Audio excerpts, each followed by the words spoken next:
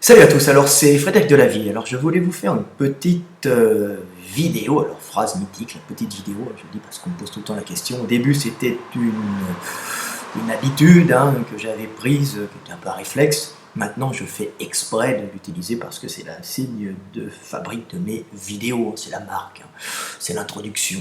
Vidéos qui sont souvent faites comme ça rapidement, sans montage, mais je garde une petite introduction pour vous faire rentrer dans un milieu que vous connaissez.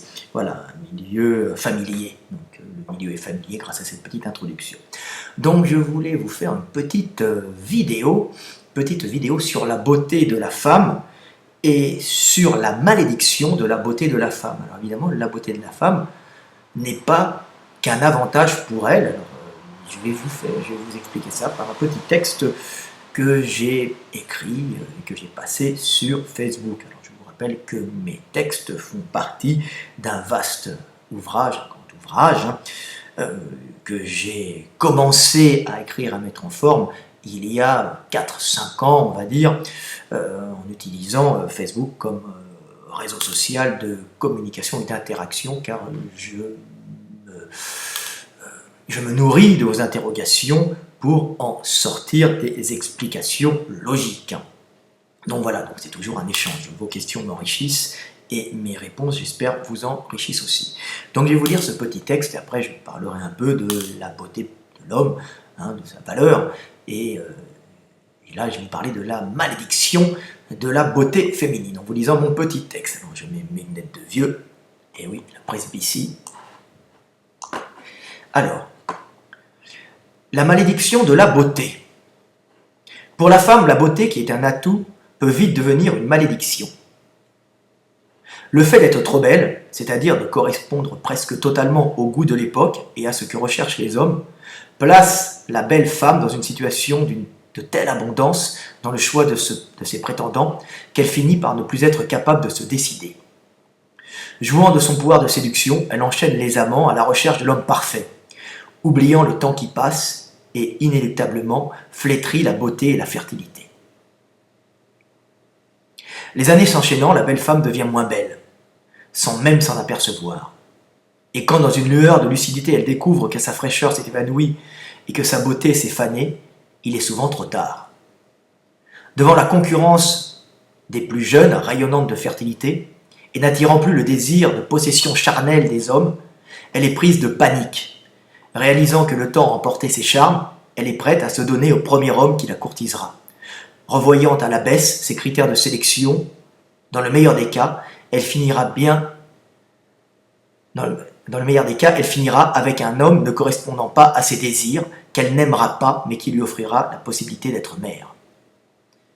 Malheureusement, pour la belle femme, devenue moins belle, l'avenir est souvent encore plus sombre. Faute de s'être décidée à temps, elle finira souvent seule dans un petit appartement, avec un chat ou un petit chien, compensant par là son besoin de donner de l'amour.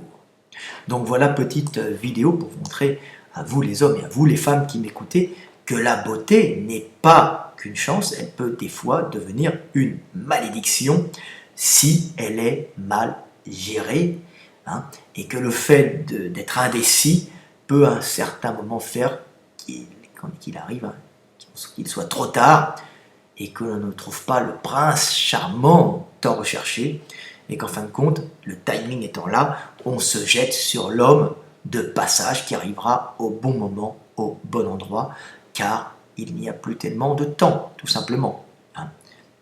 Donc voilà le problème des femmes belles, très belles, je dirais trop belles, la beauté étant relative, mais le fait de se concevoir comme très belle et d'avoir beaucoup de succès peut générer parfois ce problème chez les femmes si elles n'arrivent pas à avoir du recul sur ce qu'elles sont et si elles n'arrivent pas justement à modérer cette insatisfaction. Voilà, qui est donnée par le fait d'avoir accès à beaucoup d'hommes. Voilà. Alors j'avais des jeunes hommes qui me questionnaient, alors qu'en est-il des beaux hommes? Alors pour le bel homme c'est un peu différent, c'est moins problématique parce que la beauté n'est pas le critère principal de sélection pour les femmes, et un bel homme n'a pas forcément beaucoup de succès s'il n'a pas cette puissance cette énergie, des fois cet argent accumulé, hein, et cette, on va dire, cette envie de conquérir le monde, la femme le ressent, hein. Alors comme je dis, c'est moins problématique parce que la beauté chez l'homme, c'est pas l'atout principal pour les femmes, hein. Et c'est aussi un avantage, cette beauté couplée à la puissance, l'homme peut conquérir le monde. Mais le problème aussi, c'est que parfois, cette beauté des hommes, hein, ce fait d'avoir une prestance, une certaine virilité, une belle conformation, une belle symétrie, hein, peut donner aux hommes, attendez, j'efface, parce que j'ai mis mes petits textes, et voilà, peut donner aux hommes, peut leur enlever aux hommes cette beauté, donnant cette facilité d'accès aux femmes, peut enlever aux hommes cette énergie conquérante, hein. Le fait d'être beau, tout simplement, permet des fois aux hommes, quand ils ont cette énergie pour aller vers les femmes, hein, facile, hein, pas forcément cette énergie d'accumulation calorique, hein, recherchée par les femmes, mais qu'ils ont aussi cette énergie de séduction, associée à cette beauté peut permettre aux hommes d'avoir autant de femmes qu'ils veulent, mais leur enlève des fois cette envie de conquérir le monde, hein, tout simplement. Mais par contre, évidemment, cette beauté associée à l'esprit de conquête est un atout, puisqu'elle va donner ce qu'on peut appeler du charisme. Les hommes vont voir l'homme de la virilité, une bonne constitution, hein, l'image de la virilité, de l'homme fort, tout en ayant cette puissance et ce désir physique, ce désir psychologique, ce désir mental de conquérir le monde qui fait les mâles alpha, hein, les mâles dominants. Hein, donc ça attire ce qu'on appelle le charisme. Alors le charisme varie d'un pays à l'autre. Donc voilà, vous voyez, donc la beauté pour l'homme est moins un problème parce qu'elle permet quand même, si l'homme séduit, si l'homme a cette énergie d'aller vers les femmes, d'être un plus et d'avoir toutes les femmes qu'il veut, si elle est couplée à des problèmes psychologiques de base, peut-être le fait d'avoir été très pauvre, hein, peut donner de l'énergie à l'homme, et le fait d'avoir très pauvre donne de l'énergie à l'homme, mais si en plus il est beau, il a cette énergie, il va être quelqu'un avec un énorme charisme, mais le fait de ne pas être beau chez un homme peut donner à l'homme ce besoin de compenser, et lui donner cette vigueur qui fera de lui un conquérant, hein. On peut voir des hommes petits, des hommes moches, des hommes avec des mauvais physiques, devenir, par besoin de prouver qu'ils existent, de grands conquérants. Donc c'est un problème moins grave chez l'homme, hein. Il y a moins ce problème de rester seul parce qu'on est moche, puisque la beauté pour un homme est relative et n'est pas uniquement due au physique, hein. Alors il y en avait une autre question qui me disait, un autre garçon qui me disait, l'homme peut rester beau jusqu'à 90 ans, il suffit de se pencher sur le cas de Anna Nicole Smith et son mari. Alors je dirais plutôt que l'homme pour les femmes, hein, et souvent l'homme est beau à partir du moment où il est puissant et riche, hein. Il n'y a qu'à voir François Hollande, hein, notre ancien président, hein, il était beau puisqu'il avait quand même du succès avec de belles actrices, donc il attirait par sa puissance, il donnait une impression de beauté. Alors pas pour moi bien sûr, hein, mais pour certaines femmes qui voient dans la puissance, en fin de compte, ce qu'elles recherchent. La puissance pour la femme correspond à la beauté pour l'homme, hein. La femme est moins attirée par la beauté que par la puissance et l'énergie que dégage un homme, puisque l'homme, lui, va être attiré par la femme uniquement par le fait qu'elle est bien conformée pour porter et élever des enfants, hein, tout simplement. C'est-à-dire qu'elle aura des bons seins, de bonnes mamelles, qu'elle aura une taille fine et pas un gros ventre et un bassin antérieur avec les fesses sorties et un peu grasses, donc elle pourra facilement porter un bébé et en même temps l'allaiter par les réserves de graisse sur le popotin, tout simplement. Et qu'elle aura des lèvres pulpeuses, montrant qu'elle a un beau taux d'estrogène, indiquant la fertilité, des cheveux longs et soyeux, montrant que ce n'est pas une vieille femme, hein, et qu'elle est encore en pleine période de fertilité, qu'elle a des longs cils, c'est pour ça qu'elle se met du mascara, bien sûr, hein, tout ça indiquant qu'elles sont fertiles, hein, puisqu'elles ont un bon taux d'estrogène, donc elles ont des téguments de bonne qualité. Voilà, elles ont des beaux cheveux, des beaux cils, des beaux poils, hein, tout ça. Donc voilà à peu près. Donc la beauté de l'homme n'est pas perçue par la femme de la même façon que l'homme perçoit la beauté de la femme, qui est une beauté uniquement physique. Il n'y a qu'à voir comme Strauss-Kahn avait du succès avec les femmes. Il avait une puissance physique, pas une puissance par son énergie qui plaisait aux femmes. Le fait d'aller prendre les femmes. Alors la puissance, on voit aussi Poutine, Poutine qui est un homme qui n'a rien d'exceptionnel au niveau beauté, ce n'est pas on va dire, ce n'est pas un mannequin Calvin Klein, mais il sort avec une très jolie gymnaste, très souple et très flexible, très belle, qui doit lui faire toutes les positions qu'il désire et par sa jeunesse l'exciter, c'est normal. Une belle jeune femme souple est une jeune femme fertile et souple, c'est-à-dire qu'elle pourra enfanter sans difficulté. Donc l'homme aime la beauté, la souplesse et la jeunesse chez les femmes aimant la puissance chez les hommes, puissance pour les protéger et les alimenter quand elles seront complètement occupées dans leur rôle de maman et de mère, tout simplement. Et tout ça, c'est une programmation.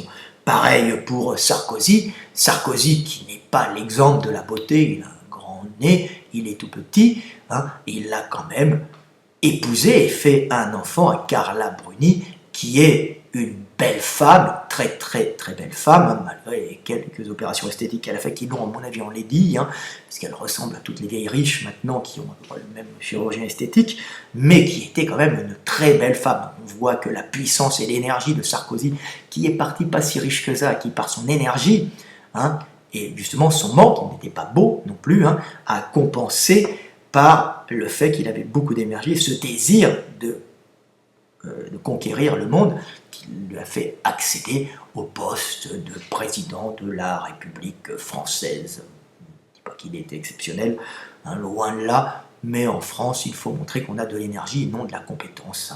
Donc il a réussi par son énergie à conquérir le cœur des Français qui sont un peu comme des femmes et à conquérir Carla Bruni. Alors on voit un peu la même chose avec Trump qui, lui, par son énergie, a conquis la belle femme. Il n'était pas beau, Trump n'est pas quelqu'un de particulièrement beau avec sa grande mèche blonde, mais son énergie le rend beau aux yeux des hommes et aux yeux des femmes. Pourquoi la beauté, c'est aussi l'énergie que l'on dégage, mais pour une femme, c'est souvent l'esthétique, donc la bonne conformation. On voit que Trump, lui, a eu la bonne idée et l'énergie de créer un concours de beauté pour créer une Miss Monde, et il a épousé la championne. Donc il a mis tout en œuvre pour pouvoir conquérir la beauté, et les femmes belles, s'offrant, ayant du choix bien sûr, et s'offrant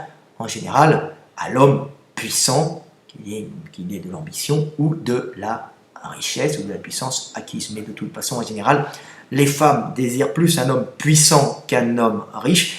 Dans les deux cas, elles préfèrent un homme riche et puissant, mais si on leur demande à choisir, souvent, elles préfèrent un homme ayant de l'ambition, c'est-à-dire un homme qui va se réaliser par sa force, car les petits de la femme, instinctivement, la femme le ressent, auront l'énergie du papa, alors que si elles prennent un riche dégénéré, elles sentiront bien souvent que cet homme est une fin de race, et elles iront avec uniquement pour l'argent, rêvant, dans leur rêve secret, rêvant du moustachu viril qui les pendra en leur faisant mordre l'oreiller virilement.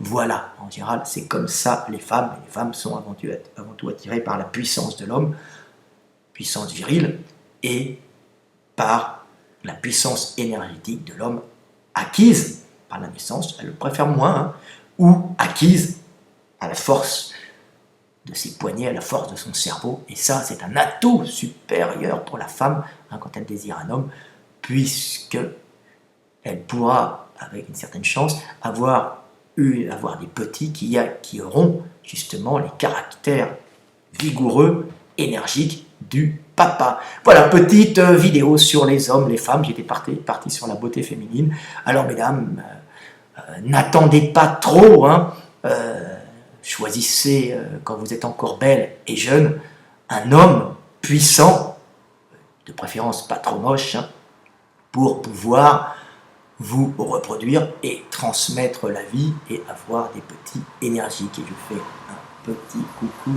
à mes copines russes de jeunesse et à Elena qui me faisait rire quand elle était jeune et un peu écervelée et qui avec ses copines me racontait, nous avec les filles on cherche un homme riche, la franchise de la russe, hein, mais pas trop vieux et pas trop moche, hein, pour qu'on soit quand même excité. Voilà, c'était la mentalité des femmes russes qui sont très pragmatiques comme leurs hommes, hein, et comme leurs grands écrivains, et surtout qui ont un recul sur elles-mêmes, connaissant en général la nature profonde des individus et n'étant pas dans l'illusion. Le russe est rarement dans l'illusion, il est dans le pragmatisme. Voilà.